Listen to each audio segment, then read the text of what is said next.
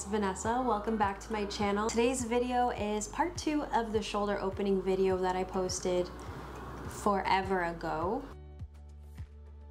I filmed this such a long time ago that I had no idea what I was thinking when I was doing the poses. I didn't have a microphone back then. Everything is a voiceover.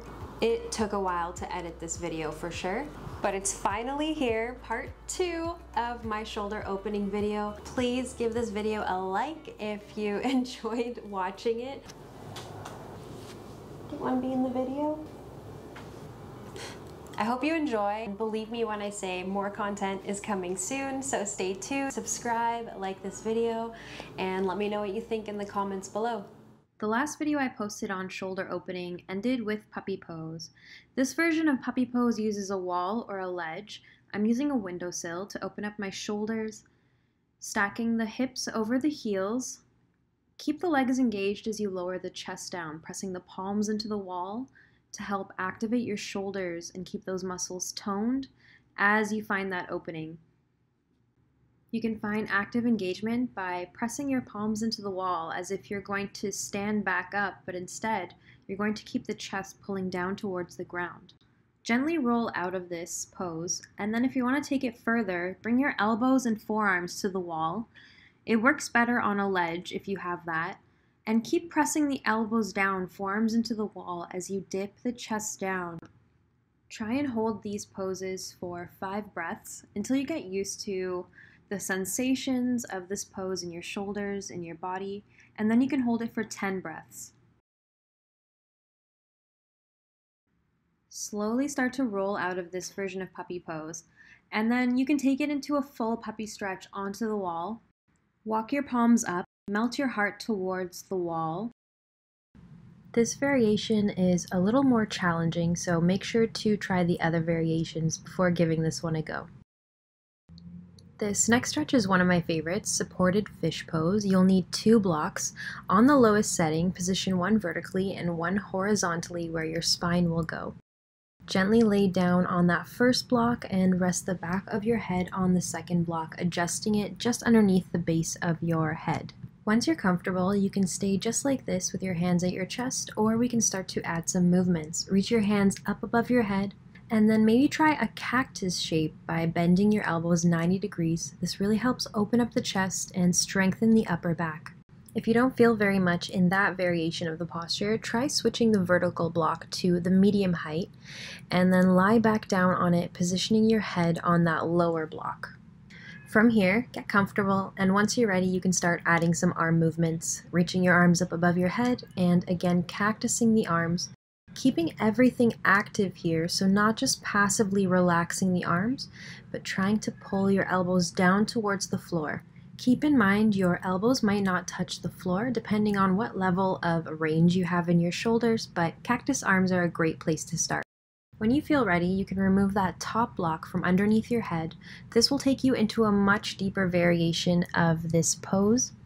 Once again, you can add those cactus arms or simply relax into this posture. Try and hold any of these variations for at least 30 breaths to really experience the benefits. Cobra pose lifts are great for opening up the chest, the internal part of your shoulders, and strengthening all the muscles around your shoulder blades. Keep your legs and glutes active, elbows pulling towards each other, and neck long. Try to do 5 to 10 lifts before moving on to this Sphynx variation with your forearms on the mat. Position your shoulders above your elbows at 90 degrees, pulling the forearms on your mat towards your body. Then start shrugging your shoulders. Try about 10 shrugs before reaching each arm forward. This is totally optional and doesn't have to happen. You can just go on with the regular shoulder shrugs. This is great for increasing our range of motion in the shoulders while strengthening our traps. This next Cobra pose really focuses on active flexibility and just using the strength of your legs to lift open your chest and recreate those cactus arms we were doing on the blocks before this exercise. Pull your chest forward and up, and then reach your elbows up towards the ceiling, keeping everything active. You can hold your cactus or add these circular motions with the arms. To further stretch out your deltoids and your triceps, try this stretch. Reach your right hand over to the left side of your mat, walking your left hand underneath and over to the left side of your mat. Gently find your crisscross arms and rest your chin down on your arm. If this feels uncomfortable to start, you can try this on your bed or placing a blanket or pillow underneath your chest. Hold this for about 30 breaths, and then remember to switch your arm placement. If your left arm was underneath last round, bring it above in this round. For this next stretch, position yourself on your belly and reach your left arm out beside you. Look towards the right and then take your right foot up and over behind that left leg. You might just stay here or then slowly start to reach your right arm behind you. Take it slow to start. This is a really intense stretch on the pec muscles and the internal part of your shoulders leading into the deltoids. You can reach your right arm up and place it behind your back or start to add some movement. The difference between holding many of these postures and adding movement is the difference between passive and active flexibility. If you're holding many of these postures and relaxing into the pose, you'll take a more passive approach, whereas adding movement really engages the muscles to work in that flexibility-based posture. Both of these options are great, and you might find yourself exploring both active and passive flexibility. I encourage you to always try and add that movement and see if it feels good in your body. If it doesn't, just hold the postures. In the video, you can see my shoulder blades coming together as I reach that left arm up and back. That's the strengthening aspect of this pose, with the chest really opening up in the front. Our bodies are all unique, so this shape might look different to you. Just take it step by step, and if anything doesn't feel right, just take it a step back. These locust pose lifts hold similar benefits to that last posture, and your shoulders should be pretty open by now. If you can't interlace your palms behind your back, reach for a strap instead. After a few rounds of these arm lifts, we'll start to lift up the chest and the feet, keeping everything active. Taking everything we learned, keep your legs, glutes, and hamstrings active, pointing your toes and lifting your chest forward and up. Draw your legs towards each other, and then from here you can move through all the various arm variations we moved through before. Remember to keep breathing and don't hold your breath in any of these postures. Gently lower and hold child's pose for 5 to 10 breaths. This next one is not only great for stabilizing your shoulders, but it also helps stabilize your core. Try and shift forward and back as slowly as you can, rather than fast movements. This really helps engage everything correctly. Do about 5 of these before moving on to this next part.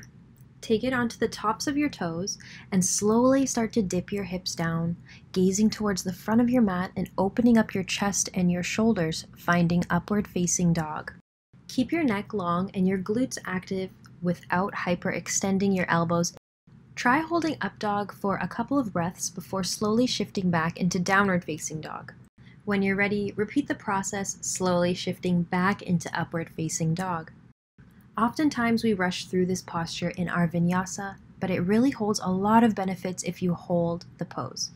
Holding up dog might feel uncomfortable at first, but it gets better with practice.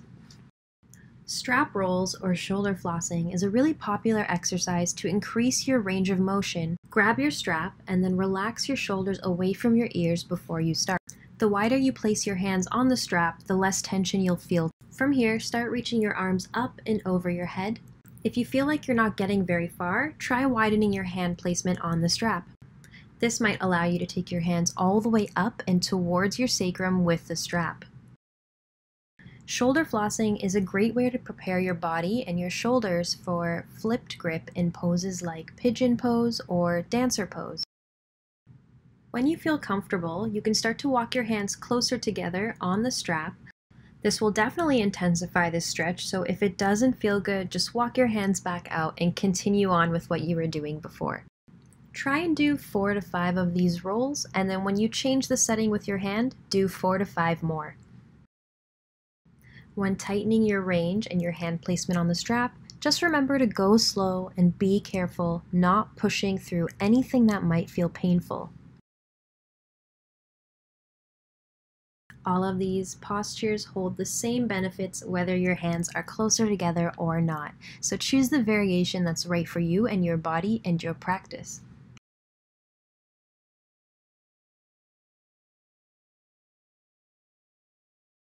These reverse cat-cows are simple and effective. Inhale to pull open the chest and gaze up. Exhale to contract. Try and do 4 to 5 of these. We can take it a step further by incorporating eagle arms into our practice. If you can't fully wrap your arms together, you can hold opposite shoulders instead. Whatever variation you go for, make sure to pull your elbows away from your body, and then inhale to lift your fingertips up and back. Exhale to contract, pulling the elbows in towards your chest. Move slow with these reverse cat-cows, and if the arms don't feel good, just bring your hands back towards your knees. After 5 or so of these, remember to switch your arms so we can do the opposite side in our eagle arms. Pull your elbows away from your chest and then proceed to do the same thing you did on the last side in your reverse cat-cow. Something else you can incorporate while we're here is shoulder shrugs with your eagle arms. Pulling the elbows away from you and back in really helps the range of motion in the scapula. After the shoulder shrugs, try reaching your elbows up and down. Remember to switch arm placement and do the opposite side. There are so many different arm variations we can do in our reverse cat-cow. This one takes it a step further. You hold opposite elbows and then reach the arms up above the head. Inhale when you're reaching up. Exhale when you're contracting, squeezing the belly in. Do 5 to 6 rounds of these and then switch your hand placement before doing 5 to 6 rounds on the opposite side. Give yourself a big hug. It'll really help stretch out your back and your shoulder blades. You'll already be familiar with this arm variation. Good old cactus arms, always a classic. Another variation is locking your thumbs together, and then from there, reach your arms up overhead, opening up the chest. This one is the most similar to that puppy pose we did at the beginning of this video. It really challenges us to open up the underarms a little further than we're used to. This next arm variation is a little bit more challenging, so you may want to grab a strap. Hold that strap in your left hand and then take it behind your back, pulling your elbow in a little closer with your right hand, stretching over to the right side. This will take your left hand a little further down the back and allow you to reach your right hand down, thumb facing up, to catch that strap that's dangling from the left hand. Slowly walk your right hand up the strap towards your left hand, pausing where you feel that pull in the left armpit and a little bit reaching into that right shoulder blade. Hold for 5 to 10 breaths, and when you're ready, slowly start to release the right hand off of the strap and gently push away that left arm. Now we'll demonstrate what it's like to go into this pose without a strap. Bring your right hand behind your back, grabbing your elbow with your left hand and stretching over to the left side. Start to reach your left hand behind you, rotating the thumb downwards, bend into the elbow, and then reach up with that left hand towards the right hand. Don't feel bad if you can't bind your hands together. You can always hold on to your sports bra or incorporate the strap we did in the previous exercise. Hold for 5 to 10 breaths and then gently release that left hand down, pushing away the right arm. Roll out your shoulders. That definitely was an intense one. Taking it a step further, we can work on reverse prayer pose. If you lean forward a little, it might make it easier to bring your hands together behind your back. If that doesn't feel good, hold opposite elbows. This not only opens our chest, but really helps improve our posture. Thanks for watching those shoulder exercises. Here's a fun way to string them all together and incorporate them into different postures and a flow. This video is quite sped up, but it'll give you a chance to see how you can incorporate those arm variations into poses like lunges and standing balances. Playing with all of these different arm variations in your practice can really help engage new muscles and make the practice more fun. It also allows you to incorporate different parts of the body into your shoulder mobility. So while we're lunging, we're strengthening and finding flexibility in the legs, but we also have a chance to work on one of the various arm variations we did before. Notice the difference in doing one of these arm variations while seated versus kneeling versus standing or balancing. Really tune into the differences and notice how a posture can be intensified by, say, trying it out seated versus standing and forward folding. I really love this next transition from Eagle Arms into Warrior 3. One of my favorite transitions to teach during class. Not only challenges your balance and strength, but also really incorporates that shoulder mobility at the same time with our Eagle Arms. Thanks for watching this last little flow and all the ways you can incorporate these shoulder mobility drills into your practice. I really hope you enjoyed that video. New content will be coming soon. Lots of good stuff for you to watch. Like, comment, and subscribe to my channel, and you can also turn on notifications so you're the first to know when I release new content. You can also find me on Instagram. It's Asana Vanessa. So hop on over there and check out my page. Thanks for watching. See you next time.